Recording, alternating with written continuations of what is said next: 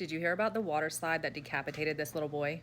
This was 10-year-old Caleb Schwab. He was the son of Scott Schwab, who was a Kansas state representative. On August 7th of 2016, 10-year-old Caleb Schwab and his family arrived at the Schlitterbahn Water Park in Kansas City, Kansas.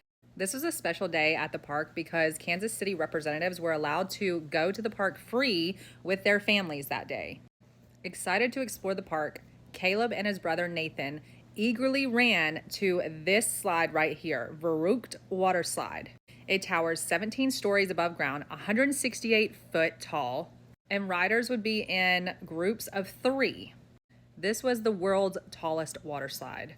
It had been around for a while. It was certified as the world's tallest in 2014. So this was a one-of-a-kind of attraction, and Caleb and his brother Nathan were very eager to climb the 264 stairs to the top. However, they were unaware that these would be their last moments together. Now, due to weight requirements, Nathan and Caleb had to split up.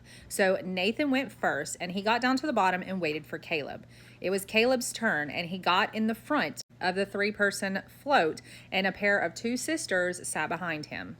It went down the first leg and it was just fine. However, on the second little bump, it went airborne and it collided, their raft and them in it collided with the fence that was over it. The force of this collision decapitated Nathan immediately.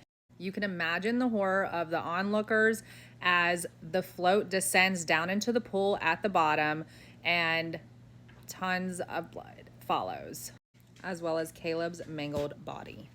Now, at first, this seemed like just a horrible one-off tragedy. However, with the help of whistleblowers, it came to light that there have been many incidents where the float had gone airborne. People would get injured, but of course not to the extent of Caleb. And the park had been covering up all of this. There was even apparently this massive redesign from the park in 2014, but there were still incidences of the floats carrying people going airborne, which is probably why they had the metal netting and bars over the slides. Charges of involuntary manslaughter were brought against the slide's designers, but the judge ultimately dismissed those, saying that there was improper evidence. Now, in 2017, Caleb's family did receive a settlement of $20 million from the company and designers of the slide. The slide was finally demolished in 2018.